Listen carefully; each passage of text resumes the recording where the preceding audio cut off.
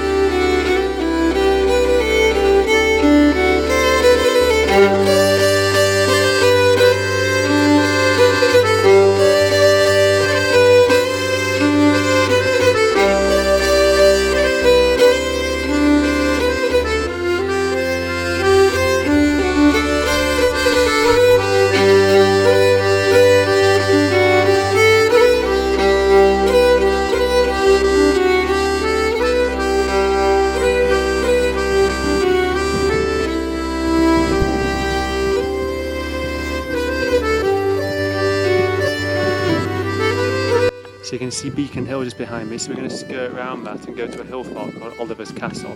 It's been a really beautiful walk so far. Like, the hedgerows have been absolutely abundant with flowers and butterflies and things. It's been beautiful kind of purple cornflower style plants, and the corn has been growing in the fields. Bigger spiny teasels hanging out overhanging the paths, and thistles are blooming as well with their purples. So it's very picturesque and nice at the moment.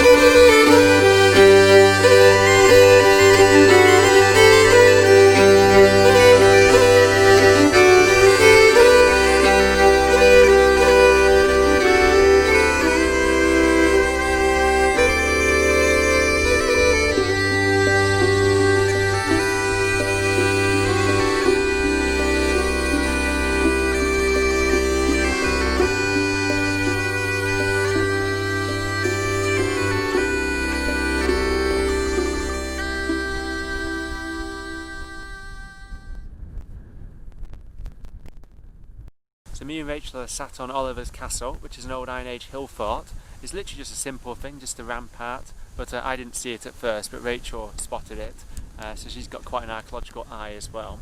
We've just been watching the kestrels and red kites competing for hunting rights on the hillside, which has been quite entertaining. So anyway, the battle of Roundway Down, it took place in between these kind of big hills here in Wiltshire and this plain. And so you had Roundway Hill, you had Morgan's Hill, King's Play, and the one that we're on at the moment, Beacon Hill. And essentially what happened was a general called Hopton won the Battle of Lansdowne Hill, and then he had a big battle against parliamentarians in Bath, so he was a royalist, and he ended up having to fortify himself in Devizes because he got badly injured, in which his ammunition train blew up in his face, and so he was temporarily blinded, and his men's morale were down, so they decided to encamp in Devizes and fortify the castle there. And hot on their heels was a parliamentarian army, and who completely outnumbered him, and so they were having to wait for reinforcements. But luckily for them, there was a general called Wilmot who was in the area, and he came down to try to relieve them. And he basically fired off guns to tell Hopton that he was there, and the parliamentarians sort of came to meet him within these hills in the plain. And the parliamentarians are quite formidable because on their flanks they had these big cavalry regiments, in which one of them was Sir Arthur Hazelrigg's lobsters, and they're so called because he basically wadded out all his money on their armour and kitted them out to the max with all the best weapons and armour and things, and they'll call the lobsters because obviously they had really fine cuirasses and lobster pot helmets on essentially, so they looked a little bit like crustaceans. But somehow, even though they completely outnumbered the royalists, Wilmot's forces and Byron's forces managed to completely rout the flanks, including Arthur Hazelrigg's regiment of cavalry, leaving the parliamentarian infantry just sort of stranded in the middle of this plain, in which then Hopton could come and sweep them away and take them out with his superior numbers at that point. And there's also a cool anecdote as well, because Charles I apparently, about this Arthur Hazelrig bloke, made his only joke, because apparently Sir Arthur Hazelrig was so well armoured that no one could penetrate his armour, so there was loads of royalist cavalry constantly slashing him and stabbing him with weapons and shooting at him point blank, and they couldn't penetrate this amazing kit that he had.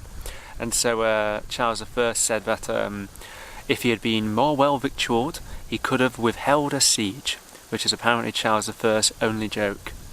But anyway, we're going to continue the walk now.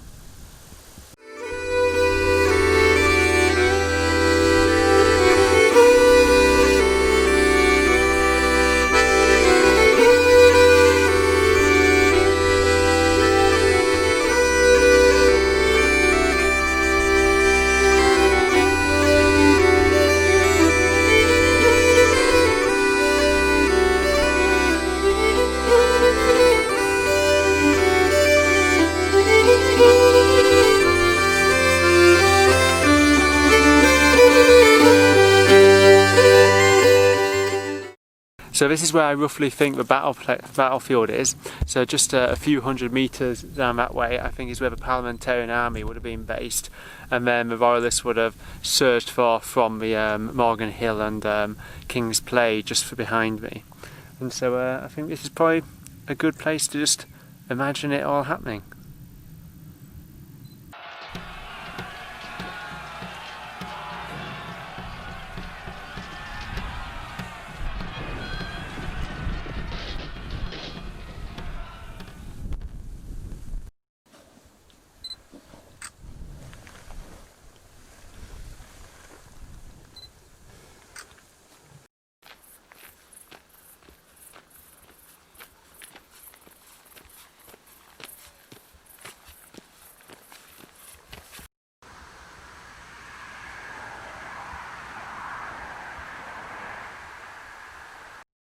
So we're back in the car now. That was an absolutely lovely walk. It's a shame to cut it short. We were going to go on the Wansdyke again like we did in that ancient landscape video, a different portion of it, but we just were running out of time. It's 8 o'clock now, so we'll have to be getting back for our dinner, but we're having a quick coffee in the car. So yeah, I have to say that North Wessex Downs is definitely my favourite part of the south at the moment. It's just so, you've got such a majestic kind of hills and beautiful hedgerows just filled with like wildflowers and wildlife and things, and then amazing prehistoric archaeology, which I love, Roman stuff as well, Anglo-Saxon stuff. It's just like Wiltshire's just such a fantastic county, and you can see why Thomas Hardy kind of wrote all his novels set in this area, because it's such a quintessentially English place with beautiful villages and rolling worlds and hills and stuff. It's just so nice. I actually read like one of Thomas Hardy's books recently called Under the Greenwood Tree, which is like his softer novel where there's not much like bad things happen in it, but it's still quite poignant and hard hitting. And it's also good to kind of tick off another battlefield site as well. So to see Roundway Down battlefield site. So I'm getting through the battles. We went to Edge Hill about a month ago or so as well. And I'm slowly just, I love like reading the stories of the battles and seeing all the anecdotes and things, and then trying to picture it when actually being there. I love kind of exploring battlefields. This one is a bit harder to explore, but it was still nice to see it. Anyway, so we're not going to dally around too much because we've got to get back for our dinner. So we're just going to have our coffee, and we're not going to really read our books. At the moment, I'm reading a book called The Necromancer, which is a Reynolds book. So Reynolds was this guy who wrote Penny Dreadful gothic stories. That was recommended to me by a friend, and it's pretty cool to read on dark nights. Anyway, I hope you all enjoy the video, and I hope you all have a lovely weekend. So, bye then.